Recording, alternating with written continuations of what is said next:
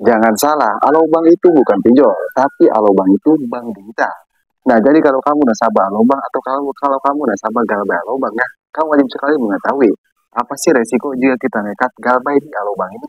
Apakah resikonya sama seperti Galbay di pinjol-pinjol legal lainnya? Assalamualaikum warahmatullahi wabarakatuh.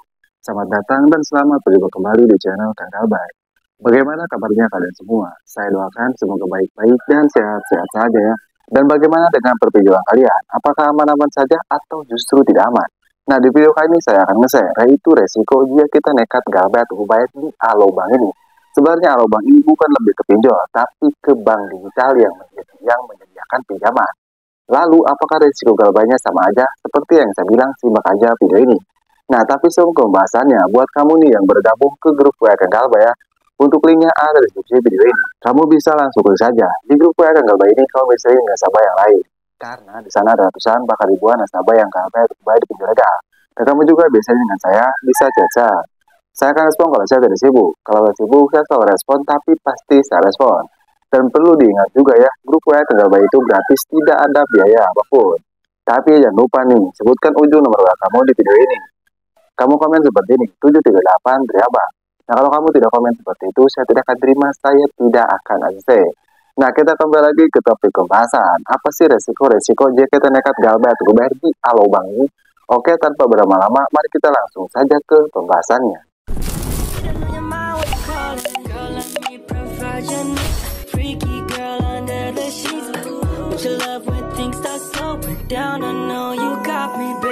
Seperti biasa, saya tidak akan berlama-lama, saya tidak akan bertele-tele.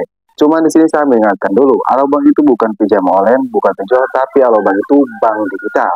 Lalu apakah resikonya sama aja? Sebenarnya untuk resikonya itu tidak beda jauh, tapi ada yang berbeda dari pinjaman online dan bank digital ini. Untuk resiko yang pertama, ya sudah jelas, seperti di pinjol-pinjol legal lainnya ya, yaitu diteror, entah itu lewat WA, lewat telepon, ataupun lewat SMS, itu sudah jelas pasti kamu diteror. Cuman saran dari saya, kalau kamu diteror oleh DC Alobank ya, saran dari saya nggak usah baca, biarkan aja, ya nggak usah direspon. Kalau kamu tidak punya uang atau karena kamu tidak punya uang untuk membayar pinjaman kamu di Alobank ini. Karena seperti yang saya bilang di video-video sebelumnya, pasti kamu sudah tahu, itu untuk resiko yang pertama sudah pasti kamu diteror. Nah, apakah Alobank ini akan menyebar data pribadi kita? Nah, tentunya banyak berpikir seperti itu, karena hampir semua nasabah pinjam online itu berpikir seperti itu. Tentunya tidak. Kenapa tidak? Karena mereka ini berizin OJK dan tentu takut melakukan hal tersebut.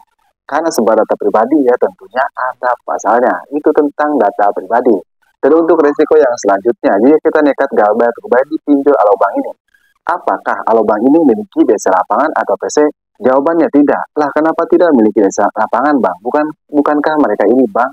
Ya jelas bank, tapi bank digital ya, bukan bank yang maksudnya ada tempatnya seperti Bank BRI dan lain-lain. Nah, Alobank ini bank digital. Jadi bank digital itu tidak ada desa lapangan. Ya meskipun misalnya mau besar sebesar apapun ya, mau sebesar aku dan lain-lain, Alobank itu tidak memiliki desa lapangan karena bank digital. Jadi kamu nggak usah takut, kamu nggak usah panik kalau diancam ya. Misalnya akan didangi desa lapangan Alobank, nah kamu nggak perlu takut. Karena mereka tidak memiliki desa lapangan sama sekali ataupun PC. Karena seperti yang saya bilang, bank digital tidak memiliki desa lapangan ataupun PC. Dan untuk resiko yang selanjutnya, ya sudah jelas, nama kamu masuk slip OJK ataupun BI checking. Nah, BI checking ini berlaku untuk bank ya. Jadi kalau kamu di Galbay misalnya di pinjol ya, nah pinjolnya ini bekerja sama dengan bank. Nah, sudah dipastikan nama kamu pasti masuk BI checking. Ya contoh saja seperti di Alobank ini, nama kamu sudah pasti masuk BI checking dan slip OJK. Kamu harus bisa bedakan, BI checking dan slip OJK itu berbeda. Nah, slip OJK itu kita ketika Galbay di pinjaman online yang berizin OJK. Kalau BI checking kita Galbay di pinjaman bank ya, kayak Alobank ini, nah ini kan bank. Jadi sudah jelas kamu pasti masuk BI checking. Jadi untuk risikonya seperti saya sih sebenarnya.